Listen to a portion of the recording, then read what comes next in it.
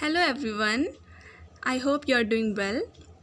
So this is our fourth part and इस part में Plantae को हम कवर करने वाले हैं एंड इसके सब ग्रुप्स के बारे में पढ़ने वाले हैं और समझने वाले हैं ग्रुप प्लांटी के बारे में, right? So I hope you are getting well. Okay, so start करते हैं बिना किसी देरी के. The first level of classifications among plants depend on whether the plant bodies has well differentiate distinct part, right? So firstly classify किया गया है plants को इस ग्रुप के लिए, राइट? सो दुनिया के जितने भी प्लांट्स हैं ना वो रखे गए हैं प्लांटी के अंदर, राइट? आज हम प्लांटी के बारे में पढ़ रहे हैं तो आप नेम से भी आप रिलेट कर पा रहे होगे, like plantae means plants. Okay, so इसमें जैसे वो प्लांट्स या वो प्लांट बॉडीज जिनके पास स्पेशल टिश्यूज़ होते हैं वाटर ट्रांसपोर्ट्स के लिए, मिनरल ट्रांसपोर्ट्स के लिए, राइट? जो कि अपने अंदर स्पेशल सेल रखते हैं और डेवलप होते हैं. उनके पास एबिलिटीज़ होती है बियर सीड्स को रखने की, यानी कि सीड ग्रो करते हैं, फ्रूट्स ग्रो करते हैं और फ्रूट्स जो है इनक्लोज रहते हैं, राइट? ये हम प्लांटी के बारे में पढ़ा आज हमने. ओके, सो प्लांटी के कुछ सब ग्रुप्स भी हैं और सब ग्रुप्स को डिटेल में पढ़ना बहुत ज़्यादा ज़रूरी है बिकॉज प्लांट यहाँ से सीधे सीधे क्वेश्चंस पूछे जाते हैं और एग्ज़ाम्स में एज इट इज़ NCERT की लाइंस रखी हुई आती हैं. ओके, और ये लाइंस को इसीलिए बहुत ज़्यादा इम्पॉर्टेंट हो जाता है ध्यान से पढ़ना. Okay, so the most important topic अब हमारा शुरू होने वाला है, राइट? सो प्लांटी के सब ग्रुप्स पढ़ने वाले हैं and the first one is Thallophyta, right? Okay, तो थैलोफाइटास में आते हैं मोस्टली जो एल्गी होती है हमारी. ओके, एल्गी ही होती है जो थैलोफाइटास में रखी हुई है, यानी कि रखे जाते हैं सारे के सारे जितनी एल्गीज प्लांट, या आप कह सकते हो थैलोफाइटा का एक दूसरा नाम जो है वो सेकंड नाम एल्गी ही है, राइट? ओके, सो फिर भी मैं बताती हूँ आपको. Plant that do not have well differentiate body, जिनके पास कोई भी बॉडी शेप नहीं होता है, कोई बॉडी डिज़ाइन नहीं होता है, वही इस ग्रुप में रखे गए हैं, right? Fall in this group, right? So the plant in this groups commonly called algae. अभी मैंने आपको बताया इस ग्रुप में कॉमनली जो प्लांट रखे गए हैं वो रखे गए हैं algae, right?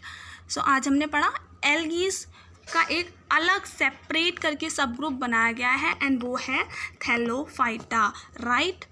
Okay, so this plant are predominantly aquatic, some are spirogyra. Okay, so आपको इस तरफ आना है, राइट? यहाँ इस वाले पेज पर. Okay, some are spirogyra, ulothrix, cladophora, ulvas and charas, right? So आप यहाँ पर देख सकते हैं. ओके, मैं आपको दिखाती हूँ यहाँ ये जो एग्जांपल्स हैं क्लोडोफोरास, स्पायरोगायरास, चारास, ये आपके एग्जांपल्स हैं, ये मस्ट हैं, ये आपको लर्न करने हैं, आपको ये दिमाग में बिठा लेने हैं बिकॉज यहाँ से सीधे सीधे क्वेश्चंस पूछे जाते हैं कि ओके, मैं क्वेश्चंस भी आपको कंप्लीट करवाने वाली हूँ. सो एल्गीज यहाँ पर सीधे पूछ लिया जाता है कि वो व्हाट इज़ द इन विच सब ग्रुप्स स्पायरोगायरा इज़, मतलब कौन से ग्रुप्स में आपका रखा जाता है स्पायरोगायरा. सारे के सारे क्वेश्चन सीधे सीधे एज सच आपको मिलने वाले हैं, राइट? ओके, तो आपने डायग्राम्स को ध्यान से देख लिया और मैं चाहती हूँ NCERT बुक में आप डायग्राम्स को और एनालाइज करें और अच्छे तरीके से देखें, right?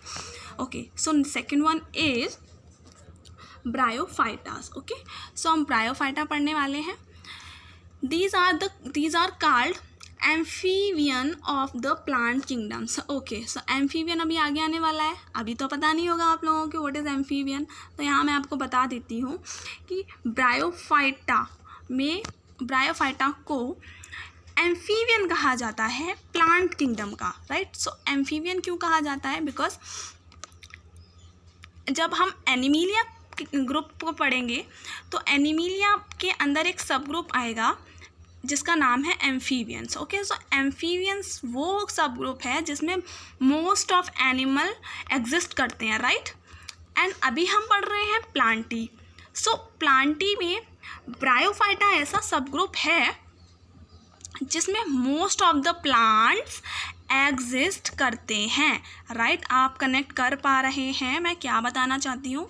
So most of the plant are exist in this group and it is known as bryophytes. तो इसीलिए इसको एम्फीबियन बोला गया है, राइट, प्लांट किंगडम का। Okay, so the plant body is commonly differentiate from stem leaf like structures. Okay, so यहाँ इनकी जो बॉडी होती है, इनकी बॉडी में स्टेम होता है, लीफ लाइक स्ट्रक्चर्स होते हैं, right. However there is no specialized tissues for the condensations of water and other substance. इनके पास कोई अदर ऐसा स्पेशलाइज्ड टिश्यू नहीं होता है जो वाटर और अदर मिनरल सब्सटेंस को प्लांट बॉडी में एग्जिस्ट करने के लिए हेल्प करे, राइट। यहाँ पर कुछ एग्जांपल्स दिए गए हैं जैसे कि मॉस या फ्यूनेरिया एंड मर्चेंटियाज, राइट। मैं आपको अब दिखा देती हूँ यहाँ पर, यस, ये here it is the diagrams. Okay, so ये देखिए आप फ्यूनेरिया का यहाँ पर एग्जांपल है।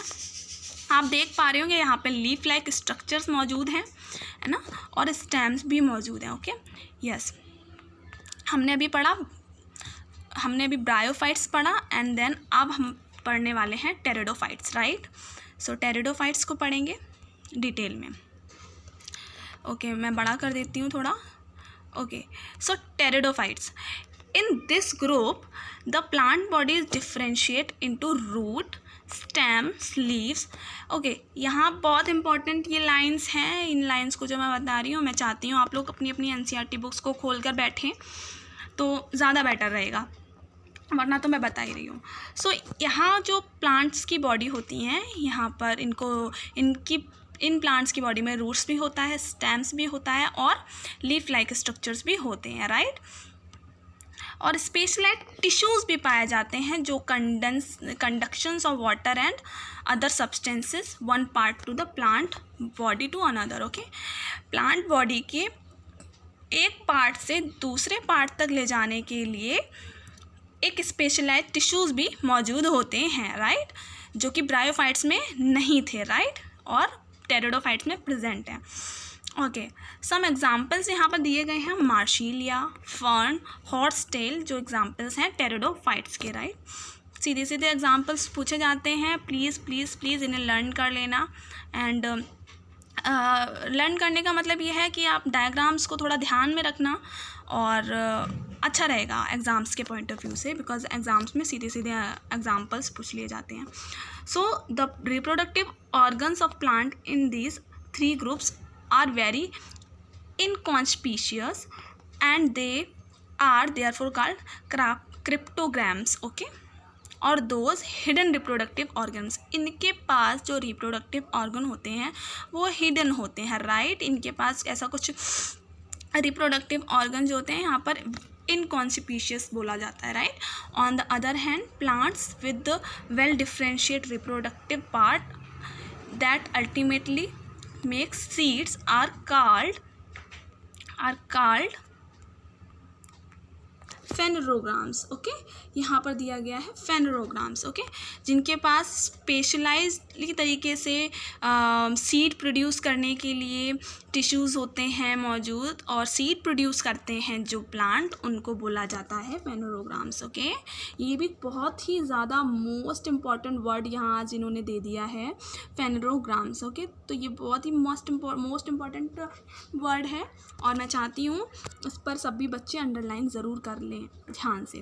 Seed are the result of sexual reproductions. Okay, सबको पता है जो सीड होता है वो सेक्सुअल रिप्रोडक्शंस का एग्जाम्पल होता है, राइट। एंड और रिप्रोडक्शन जो सेक्सुअल रिप्रोडक्शन प्रोसेस होती है वो इस चैप्टर में तो नहीं, बट हाँ आगे मैं ज़रूर बताऊँगी कि क्या प्रोसेस होता है। Okay, they consist of embryo along with the store food. Okay, यहाँ पर बताया गया है एम्ब्रियो स्टोर फूड होता है which assist for initial growth of the embryo during germination, जो कि सीड की ग्रोथ के लिए, नरिशमेंट और जर्मिनेशंस के लिए बहुत ज़्यादा एम्ब्रियो की ड्यूरिंग जर्मिनेशन, ओके, बहुत ज़्यादा हेल्प करता है। Okay, this group is further classified. Okay, so pteridophyte, अभी हमने पढ़ा टेरिडोफाइट, और इस टेरिडोफाइट को सीड्स के जर्मिनेशंस के बेसिस पर 2 पार्ट्स में डिवाइड किया गया है, राइट। आप यहाँ पर ये 3 लाइन जो दी हुई हैं ये पढ़ सकते हैं, यहीं पर आपको जो मैं बोल रही हूँ समझ में आ जाएगा। जो हमें फ्रूट्स और सीड्स देते हैं उन्हें बोलते हैं, ओके मैं अभी आगे बताऊँगी। सो यहाँ पर आपने समझा टेरिडोफाइट्स को 2 ग्रुप्स में डिवाइड किया गया है, जिम्नोस्पर्म एंड एंजियोस्पर्म। ओके, आपने समझा यहाँ पर जिम्नोस्पर्म एंड एंजियोस्पर्म। अब हम आगे चलने वाले हैं जिम्नोस्पर्म्स पर, राइट।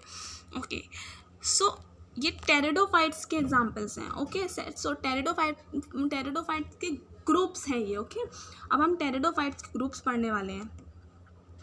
ओके, सो जिम्नोस्पर्म, राइट।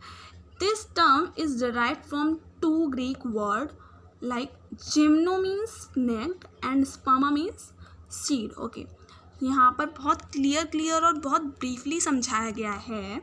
ये ग्रीक वर्ड से मिलकर बना है, like gymno means naked and sperma means seed. Seed means बीज और जिम्नो मीन्स होता है naked. Okay, so the plant of this group bear naked seed, यहाँ खुले हुए सीड मौजूद होते हैं पेड़ों पर या प्लांट्स पर, राइट। इनके एग्जाम्पल्स भी हैं कुछ, और यहाँ के प्लांट्स होते हैं ना बिल्कुल एवरग्रीन रहते हैं, राइट।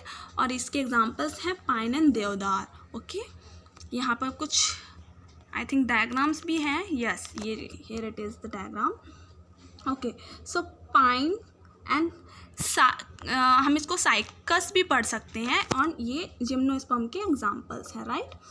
यहाँ हमने समझा कि यहाँ पर जो सीड्स होते हैं ना वो खुले एकदम पेड़ से हमें दूर से नीचे खड़े होकर भी दिखाई देते हैं, राइट। यहाँ आप देख सकते हो यहाँ पे जो ये सीड्स हैं ना बड़े बड़े यहाँ पर दिखाई देते हैं, राइट। ओके, सो अभी हम आने वाले हैं एंजियोस्पर्म पर। Okay, so angiosperm is the second part of the pteridophytes. Okay, so angiosperm, okay, this word is made from 2 Greek words. Angio means covered and sperma means seed. अभी हमने sperma means आगे भी पढ़ा seed. Okay, so angio means होता है covered, means किसी चीज़ को cover कर लेना कहलाता है angio, and sperma means हमने समझा कि seed, right. Okay, these are also called flowering plant, means in plants के ऊपर ना flower लगता है, right. The seed develop inside an ovary which modified to become a fruit. Okay, so अभी हमने flower बोला तो right, अभी देखना यहाँ पर जब flower है तो definitely fruit तो होगा ही होगा, right. So fruit and flowers ज़रूर यहाँ पर आपको देखने को मिलेंगे, right. Okay, plant and embryo seeds have structures called cotyledon. Okay, यहाँ पर कुछ ये कॉटिलिडोन्स की बात आई है. ओके, कॉटिलिडोन पढ़ने वाले हैं. Cotyledon are called seed leaves. Okay, seed leaves आपने देखा होगा जैसे कभी किसी लीव्स की, यस ये होता है लीव्स. यहाँ 2 पार्ट आपको दिखाई देते हैं, देख इन्हीं 2 पार्ट्स को कॉटिलिडोन बोलते हैं, राइट. अभी मैं बहुत ही ज़्यादा डिटेल में, ये तो बहुत ब्रीफ एकदम से हो गया, यहाँ मैं अच्छे से समझाती हूँ कॉटिलिडोन्स के बारे में. Okay, cotyledons are called seed leaves because many stems they emerge. Okay, एक second. Emerge and become green when the seed germinates.